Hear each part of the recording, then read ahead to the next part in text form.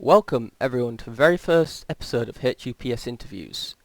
Today we are joined by Dr M Buzza from the Physics Department here at the University of Hull. Thank you for joining us, Dr Buzza. Thank you very much for inviting me. It's my pleasure to be here.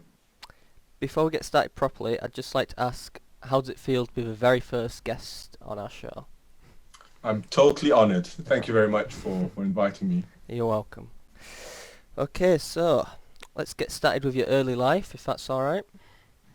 Can you summarise a bit your childhood and adolescence for us, kind of where you were born, where you went to school and whatnot? So I was born in Malaysia, did all my schooling there. For my secondary school, I actually went to a Chinese-speaking school. In Malaysia, we had about 6,000 students. So it's quite a That's a lot of big school. students, yeah. It's a lot of students, yeah. And they did a lot of physics and maths there. So no, very happy. I was very happy there.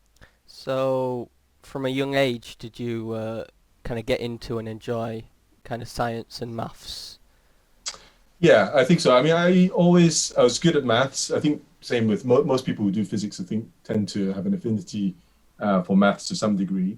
So I always enjoyed it.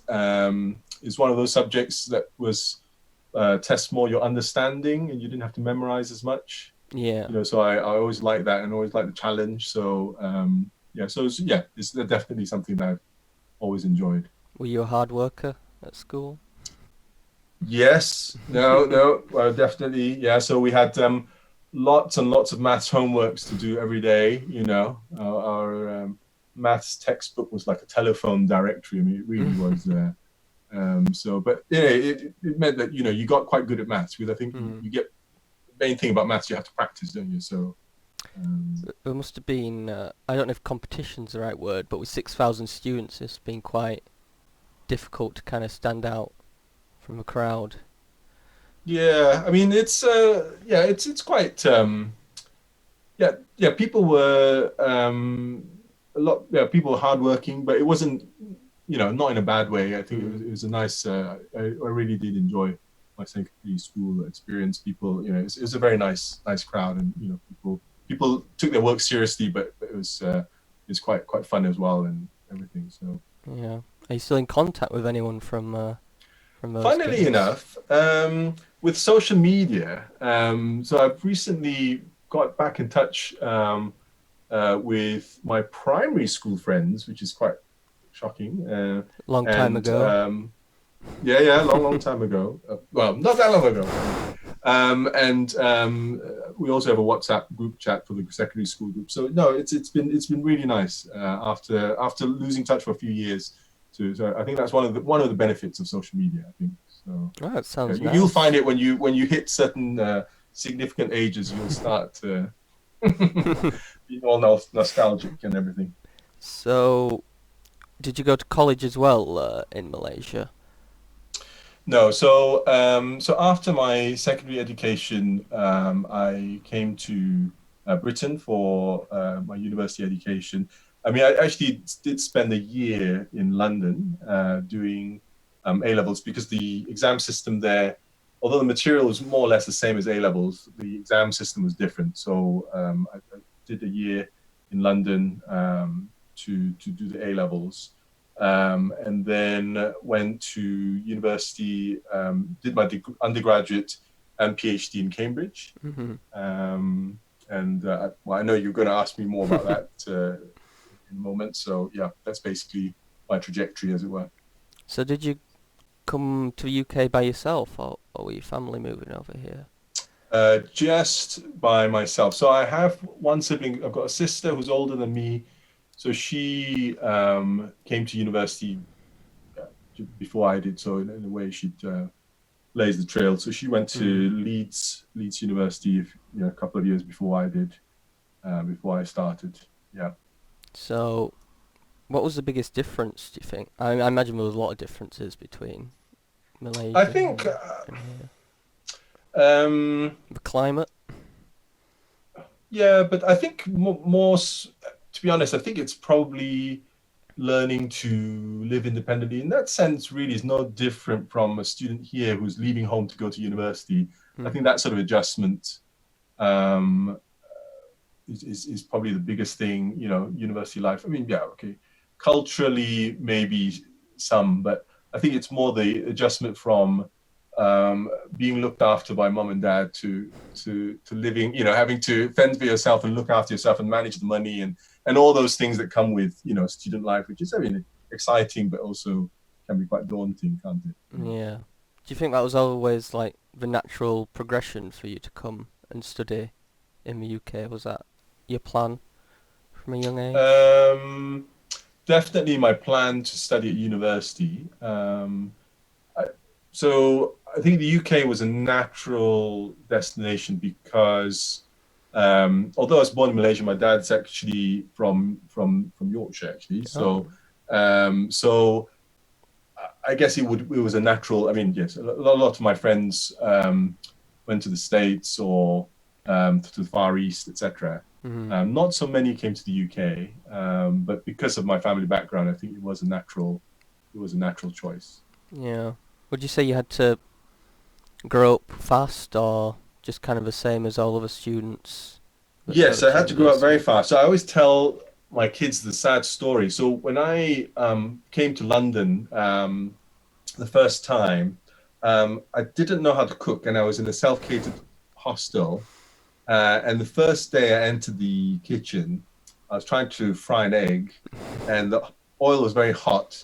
And I don't know how, but I managed to drip some water into it, and the whole pan just caught fire. So that was the first experience of having to cook for myself. So I thought, well, I'm not going to survive, for very long. But anyway, survival instincts kicked in, and actually, I learned to cook pretty quickly. Yeah. Somehow or other. So I remember in my so anybody who, I mean, hopefully that will sort of come. Whatever experience you've had probably wasn't as bad as mine. So so you're doing well, I think. I do remember in my first week having to ring home because I didn't know how to cook pasta. Yeah. No, we've had those conversations with my daughter, who's also just gone to university. So, but yeah, that's it. I'm a reasonably competent cook these days. Very good, very good. So, as you mentioned, you gained your bachelor's in physics and theoretical physics from Cambridge University. Can you tell us a bit more about your experience there at Cambridge? Yeah, so Cambridge was a very interesting experience. I mean, it's obviously a very prestigious university. I went to the college I went to is Trinity College, which is the richest college in Cambridge. Wow. And produced more Nobel Prize winners than all of France put together, something like that. So no pressure then. No pressure at all, right? I mean, it's very special place, very intimidating place. I learned a lot. It was very pressurized, though. I would say, looking back, I don't think I enjoyed my undergraduate degree as much as I did my PhD. I think the PhD was quite a different, although it's at the same place in Cambridge, is quite a different pace. Much more manageable pace, and I definitely enjoyed my PhD, my time at Cambridge during my PhD more than I did during my undergraduate degree, I would say. Just for people watching and for myself, really, can you kind of explain how the college system works? Because it's a bit different from what we have here, like a whole unit. Yeah, so the college is where you live. But it's much more than just the halls of residence. So usually in Cambridge, students will live in college accommodation throughout their degree. Okay, so it's not like in most universities where you live in university accommodation your first year and then you tend to go out to private. Yeah. In Cambridge, you tend to stay on in college accommodation, not necessarily on site, but it could be off site, but it will still be in college. So the college is where you live, but it's also really the center of your social life, I would say. So your college identity possibly is even stronger than your university identity in a way. and also the first, at least certainly the first 2 years, a lot of your tutorial teaching is organized by our college. Your lectures are organized centrally, and you're sort of, in terms of academically, your center of mass shifts towards the department only towards your third year, I think, third or fourth year. Mm-hmm. So the first 2 years, very much both your social life and your academic life is very much centered around the college. And then your third or fourth year, if you're doing the MPhils in the case of physics, then you'll tend to then move towards your department for your final year projects and things like that. So it's a little bit different from a standard university. Yeah. Sounds like quite a different system, really. Yeah. So do you think I mean, there are some universities with a college system, I think, but not many. I mean, I think Durham is one of them. Lancaster, I think, also has a college system. But the ones in Oxford and Cambridge are definitely very, very strong. Your college really is very, very important.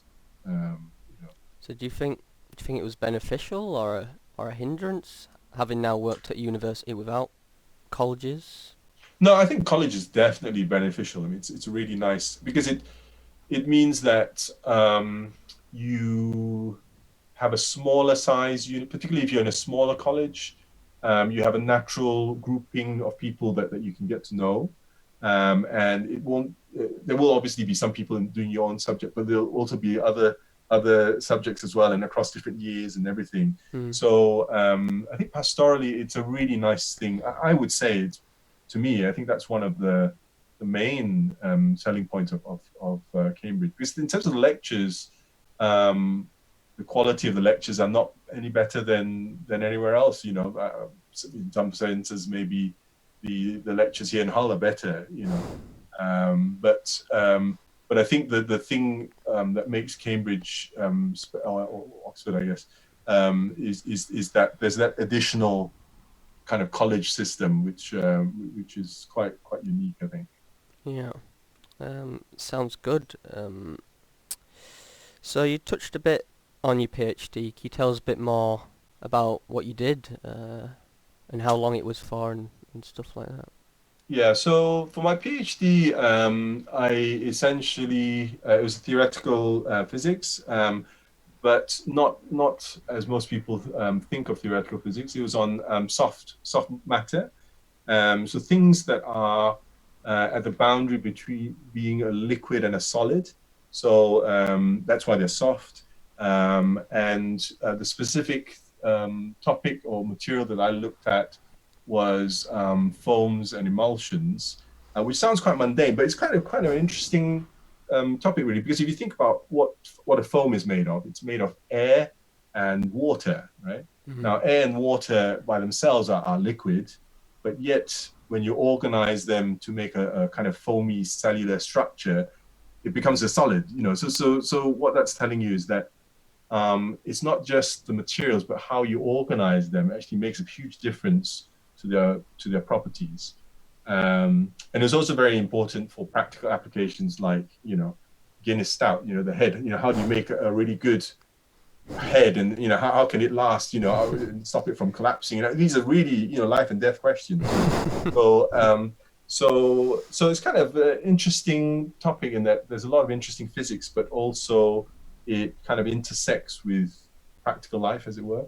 So I really liked it. And, you know, I think I carried on working in that area. Actually, what I'm doing now is not a million miles from what I did for my PhD. So it's kind of come a full circle to some extent, you know. Yeah, that's interesting. So were you part of a big team, or was this more of a individual project?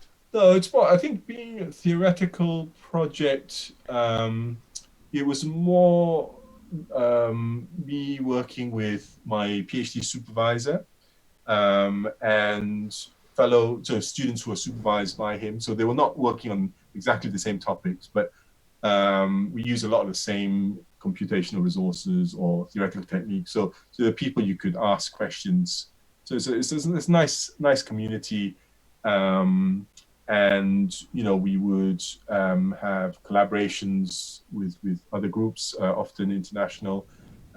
So it's nice. I wouldn't say it was a very big team. I mean, I know that some projects particularly experimental ones, you can be working in a huge team, which is also very nice in its own way. But my topic is a little bit different from that.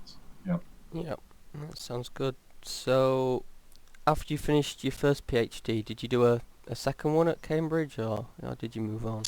No. So I had to leave. So not had to leave. It was the right time to leave, actually. So I did. So then I then moved up north to Leeds, where I spent did a series of short-term research contracts, what we call postdoctoral research fellowships, and then so I stayed in Leeds for about 10 years, which is quite a long time actually for an academic career pathway. And then the latter half of that, I had applied for my own research money. So I was my own boss, as it were. So the first half, I was working for somebody on a specific project directed by them. Then the second half, it was still a short-term contract of fixed-term contract, but I started becoming more independent and directing my own research direction. So just a stepping stone, really, to becoming kind of more independent or getting a permanent position. Yeah.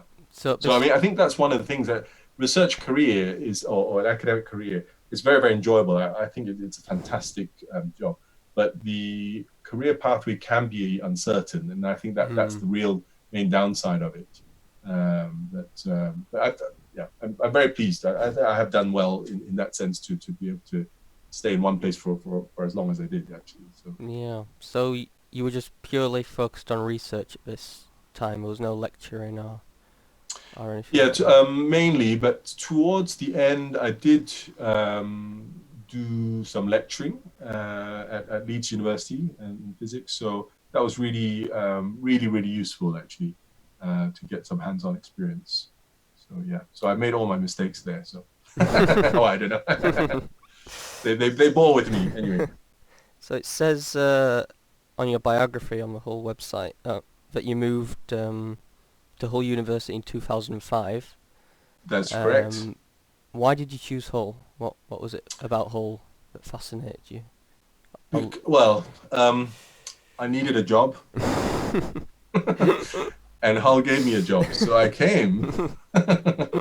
But it's interesting because when I accepted the job offer from Hull University, there was a TV program at that time talking about the 10 worst cities to live in the UK. And guess which city topped the list?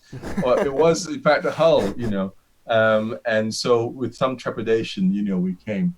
And I think, it couldn't be further from the truth. I think it was the best move that I've made, best decision to come to Hull. I really enjoyed working at the university, enjoyed working with my colleagues, and actually, research-wise, also, I sort of started a new topic in Hull because mainly the chemists were working on these colloids, and I think we will possibly talk about it later.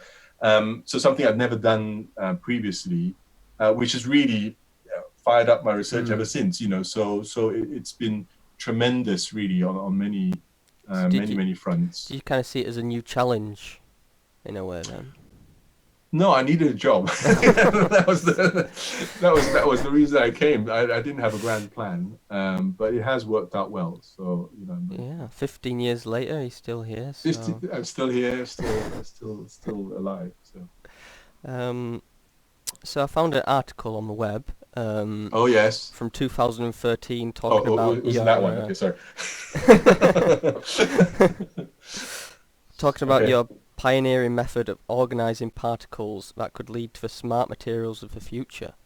Oh yes. So can you talk a little bit about that research? Yeah. So I that was kind of related to what I just said earlier. Really, this is work that, like most research, just a coincidence in a way. Talking to a colleague in chemistry, Dr. Tommy Horozov. So he had some really nice data on how small particles organize themselves when they're at a liquid interface. And really, I think we had some interesting. I had some theoretical models that fitted his experiments nicely, and then that one thing led to another, and really we then had the idea of using liquid interfaces as templates for organizing building blocks on the micron or even nanoscale to make nanostructures, for smart materials and that sort of thing. So we got a research grant, and then that then got us working together with the sort of nanophotonics guys in physics, Ali Adawi, John Sebastian Bouillard, etc.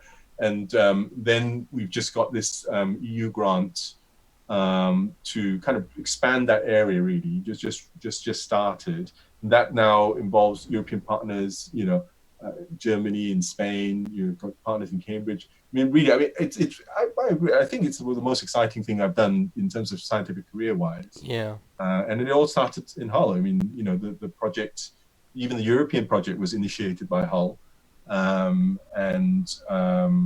it's just been really, really exciting. So, would you say it's your most successful research to date? Yeah, without a doubt. Obviously it's a very broad theme. Within that, there are many different strands, but for sure, if I was to pick one thing that I've been proudest about academically, I think that would be the thing. So I know in Hull we have the G.W. Gray Centre for Advanced Materials. Was that centre around when you first started, or was that something that's kind of been built up? I think that wasn't around. That started 5 or 6 years ago now. I think it's just a realization that there's a lot of nice research going on in Hull University around advanced materials, both in particularly in chemistry at the time, but also in physics and to sort of lesser extent in engineering. It's just trying to kind of get people together, really. So it's a virtual center. So there's no money to glue us together as such, but it's a kind of useful umbrella for applying for external funding and just as a networking opportunity, So, but to be honest, I think there's a lot of research links between the different departments that's kind of grown up organically anyway. Yeah. That's always the best way to grow research, just to let it develop naturally.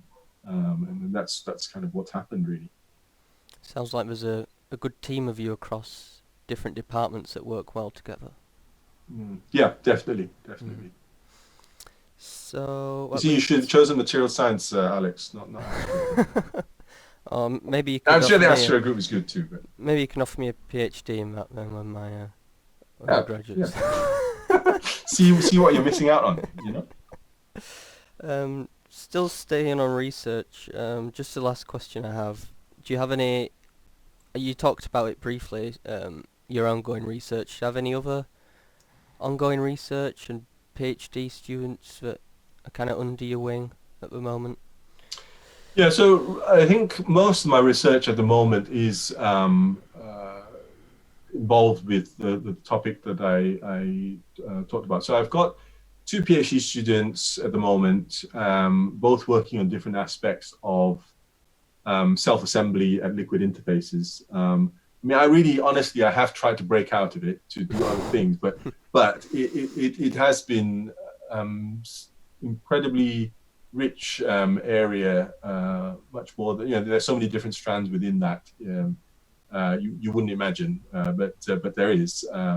So now most of my final year projects are also in this area as well. So one day I will maybe kind of break out of it, but at the moment there is a lot of interesting stuff to be done. So just carrying on, really. And keeps you busy, I imagine. Yep. So, talk about keeping busy. I just want to talk a bit about kind of the roles that you hold in the physics department. It says online that you are the admissions tutor, the level 5 tutor, and the program director for theoretical physics. That's right. Tell us a bit about those roles and what it involves. Yeah, so the admissions tutor role, as you imagine, it's sort of trying to recruit students to encourage them to come to Hull, which is not a hard which is not a hard job, because in a way, I mean, it is a hard job in the sense that it does take time, obviously, but I think Hull University has a lot to offer, the physics department in particular, and it's very friendly, supportive department. And I've really been pleased to see how our students flourish and whatever. So it's a great role. I like talking to parents and students at a kind of very formative stage of their life. Trying to give them the information they need. So I really enjoy that role. I've done it for a long time. I can't even remember how long, but I still enjoy it. Now the level 5 tutor, that's a totally different story. I mean, that's a really hard job because you're dealing with a lot of hardcore cases, like yourself. No, sorry. No, it's a good role as well. I mean, it's trying to look after second year students in a more global way, more global issues and things like that. So it's a nice, interacting students is definitely one of the nice things about this job.